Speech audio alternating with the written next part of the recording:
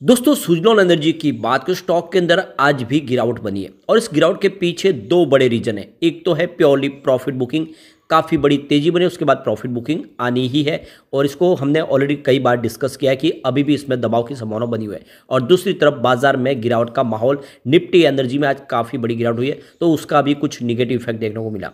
तो यहाँ पे जो बड़े फंड हाउस है वो काफ़ी भारी मात्रा में अपनी प्रॉफिट बुकिंग कर रहे हैं, लेकिन यहाँ पे इस लेवल पे काफ़ी अच्छी खरीदारी भी हो रही है। जल्दी यहाँ पे शानदार तेजी की संभावना फिर बनेगी। तो यहाँ पे कौन से बड़े इन्वेस्टर जिन्होंने यहाँ पे भारी भरकम निवेश किया उसको समझेंगे। जो फॉरेन इन्वेस्टर पोर्टफोलियो में कौन है और यहाँ पे इंडिया के बड़े इन्वेस्टर कौन से हैं जिन्होंने निवेश किया उसको समझने की कोशिश करेंगे। इसके अलावा इसकी फाइनेंशियल सेहत को देखेंगे, क्या वाकई में सुजलॉन एनर्जी मजबूत है।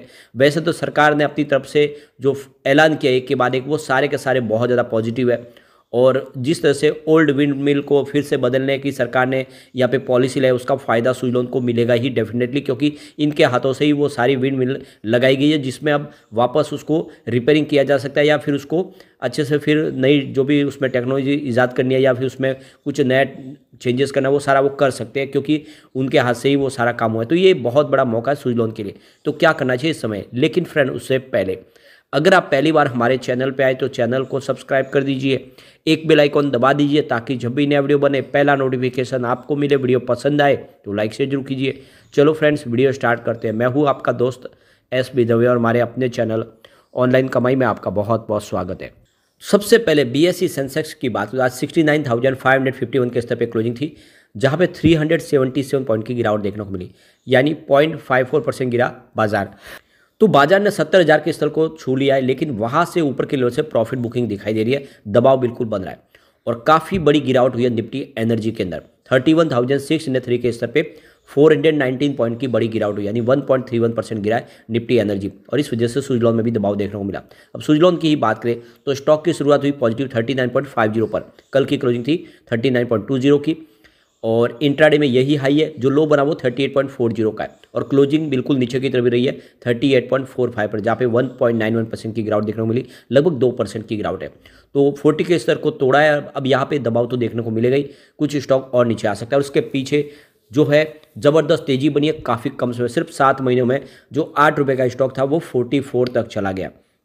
और भारी भरकम तेजी के बाद जो बड़े निवेशक जिन्होंने 18 से लेकर 20 के आसपास बहुत भारी निवेश किया हुआ है उनको अच्छा मौका मिल रहा है, वो प्रॉफिट बुकिंग कर रहे हैं और इसी वजह से आपको काफ़ी समय तक स्टॉक थोड़ा सा इस लेवल के आसपास दिखाई देगा। हो सकता है कि ये नीचे भी जाए। मैं तो कह रहा हूँ कि आपको जितना डीप में मिले इसमें खरीदारी शुरू करनी चाहिए। वैसे ही आने वाले समय 35 तक भी जाता हुआ दिखाई दे सकता है और बाजार में गिरावट का माहौल बना तो फिर से एक बार 30 के आसपास भी आपको मौका मिल सकता है, तो वो आपके लिए गोल्डन अपॉर्चुनिटी होगी। लेकिन जो लॉन्ग टर्म इन्वेस्टर उनके लिए बहुत अच्छा मौका है कि हर लेवल पर खरीदारी करें। यह एक लंबी रेस का घोड़ा आने वाले समय आपको मालामाल कर देगा।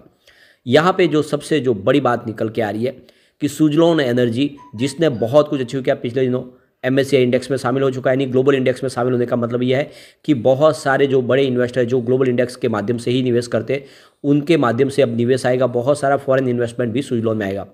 इसके अलावा अगर आप देखें तो S&P BSE पावर इंडेक्स में जाने की संभावना बन चुकी है और अब दूसरी तरफ देखें तो सुजलॉन एनर्जी MFI का हिस्सा बन जाएगा, यानी स्मॉल कैप है इस समय, ये मिड कैप बनने जा रहे हैं। तो जनवरी से जब MFI की जो लिस्ट में बदलाव होगा सेमी एनुअल, उसमें सुजलॉन एनर्जी के लिए अपॉर्चुनिटी निकल के आ रही है कि वो मिड कैप में शामिल होगा। उसके अलावा टाटा टेक्नोलॉजी जो नया अभी लिस्ट हुआ टाटा ग्रुप का ये शेयर, यह भी मिड कैप का हिस्सा बन जाएगी। इसके अलावा IRDA ये स्मॉल कैप में शामिल हो सकता है। वैसे IRD भी कमाल कर रहा है, लगातार अपर सर्किट में और स्टॉक 100 तक पहुंच चुका है। 32 का जो दिया IPO आप 100 तक आ गया। अगर आपको IRDA के बारे में जानना है तो इरेडा के ऊपर ऑलरेडी हमने आज वीडियो बनाया, उसमें सारी जानकारी मिल जाएगी। आगे के क्या संभावना बन सकती है उसको अच्छे से आपको जाके देख लेना चाहिए, उसमें आपको डिटेल जानकारी मिल जाएगी इंडियन रिन्यूएबल एनर्जी डेवलपमेंट के बारे में।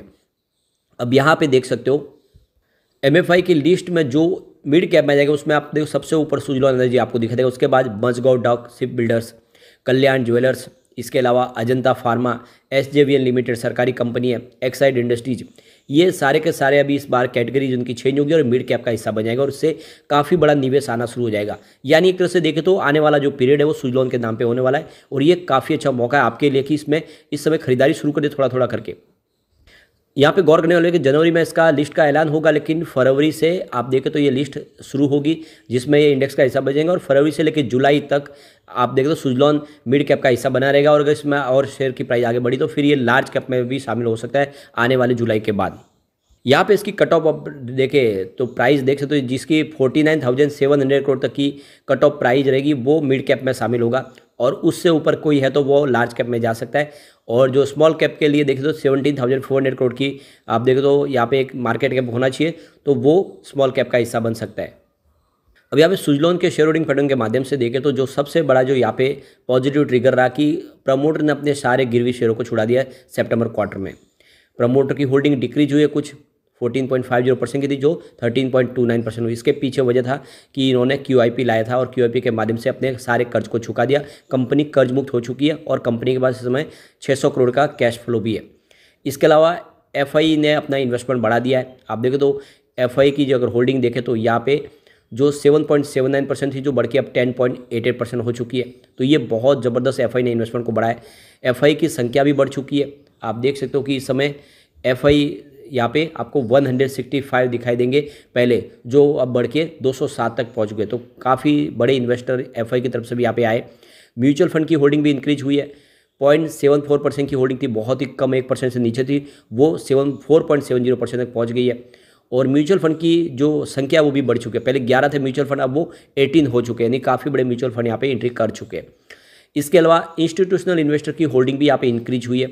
13.72% की होल्डिंग थी, जो बढ़ के 20.71% के आसपास आ चुके हैं सितंबर क्वार्टर के दौरान। तो ये क्लियरली आप समझ ही सकते हो कि चाहे FI हो, DI हो या म्यूचुअल फंड हो, सब ने जम के खरीदारी किया सुजलॉन में, और ये बहुत बड़ा इसके लिए पॉजिटिव ट्रिगर है। अब यहाँ पे ऐसे म्यूचुअल फंड जिनका निवेश भारी भरकम है तो वो यहाँ पे लिस्ट में आएगा, तो वो है बंधन कोर इक्विटी फंड, जिनकी होल्डिंग 1.23% 1% से ऊपर का उन्होंने निवेश किया हुआ है। यहाँ पे आप देख लो कि Vanguard emerging market stock index fund ने भी 1.01% की होल्डिंग ली हुई है। ये फॉरेन पोर्टफोलियो इन्वेस्टर के तहत आते हैं। इसके अलावा Vanguard total international stock index ने भी 1.01% की होल्डिंग ली है। तो ये अलग अलग जो फंड हाउस है वैनगार्ड, जिन्होंने निवेश किया हुआ है सुजलॉन में, करीब 2% के ऊपर की होल्डिंग ली हुई है। अब अदर जो फॉरेन इंस्टीट्यूशन की होल्डिंग देखें तो उसमें आपको 0.90% दिखाई देगी, और 2 ऐसे। इसके अलावा अगर आप देखें तो बैंक की कैटेगरी में आपको तो कुछ दिखाई देगा, IDBI बैंक, जिन्होंने 1.34% की बड़ी होल्डिंग ली हुई है। इसके अलावा बैंक ऑफ बड़ौदा की 1.05% होल्डिंग। तो ये 2 बड़ी बैंक है जिनका निवेश काफ़ी बड़ा है, 1% से ऊपर है। इसके अलावा यहाँ पे LIC की बात करें तो LIC की 1.03% की होल्डिंग है, तो लगभग 1% के आसपास LIC भी निवेश किया हुआ है। टोटल इंश्योरेंस कंपनी में 3 है जिनकी 1.19% होल्डिंग है, तो बड़ा जो निवेश है वो LIC की तरफ से हुआ है। तो यहाँ पे IDBI bank, bank of Baroda और LIC का काफ़ी बड़ा निवेश है। इसके अलावा बंधन कोर इंडेक्स फंड ने भी काफ़ी अच्छा निवेश किया हुआ है। अब यहाँ पे अगर हम कंपनी के बिजनेस को भी देखें तो काफ़ी तेज़ी से बढ़ रहा है। सबसे पहले अगर हम सेल्स की भी बात करें तो मार्च 2021 में जहाँ पे 3,346 करोड़ के आसपास था टोटल सेल्स, जो इस TTM 5,925 करोड़ तक पहुँच गया। काफ़ी ज़बरदस्त वृद्धि हुई है सेल्स में। ऑपरेटिंग प्रॉफिट भी बढ़ा है। मार्च 2021 में जहाँ पे 537 करोड़ के आसपास था, जो इस TTM 872 करोड़ तक पहुँच गया है। इसके अलावा अदर इनकम की बात करें तो यहाँ पे 823 करोड़ की अदर इनकम थी मार्च 2021 में, इस बार 255 करोड़ की अदर इनकम रही है। और मार्च 2023 में काफ़ी बड़ी अदर इनकम इनको मिली थी। यहाँ पे नेट प्रॉफिट की भी बात करें तो मार्च 2021 में कंपनी को 104 करोड़ का प्रॉफिट था। मार्च 2022 में 177 करोड़ का भारी भरकम लॉस हुआ था, और मार्च 2023 में 2,887 करोड़ का बड़ा प्रॉफिट होता है। इसके पीछे वजह थी अदर इनकम, जो 2739 करोड़ की अदर इनकम थी वो जुड़ी है, वरना आप देखें तो प्रॉफिट कम ही था। इस बार 601 करोड़ का शानदार प्रॉफिट हुआ है। EPS में वृद्धि हुई है। मार्च 2021 में यहाँ पे 0.10 रुपीज़ के आसपास था, जो इसमें 0.44 रुपीज़ तक आ चुका है, जो काफ़ी अच्छी बात है। ऐसे में आप देख दो कि फाइनेंशियली सुजलॉन मजबूत हो चुकी है। तो कुल मिला के लॉन्ग टर्म इन्वेस्टर के लिए तो बहुत अच्छा मौका है सुजलॉन में खरीदारी करें। शॉर्ट टर्म इन्वेस्टर अभी वेट करें, इसमें दबाव की संभावना बनी हो, स्टॉक थोड़ा और नीचे जा सकता है और फिर जितना डीप में मिले खरीदारी कर सकते हैं। लेकिन फ्रेंड, कोई भी इन्वेस्टमेंट करने से पहले अपने फाइनेंशियल एडवाइजर के बारे में ले ले या अपना खुद का रिसर्च करें, क्योंकि मैंने वीडियो आपके एजुकेशनल पर्पज़ के लिए ही बनाया। वीडियो पसंद आए तो लाइक से जरूर कीजिए और चैनल को सब्सक्राइब कर दीजिए। Thank you friend.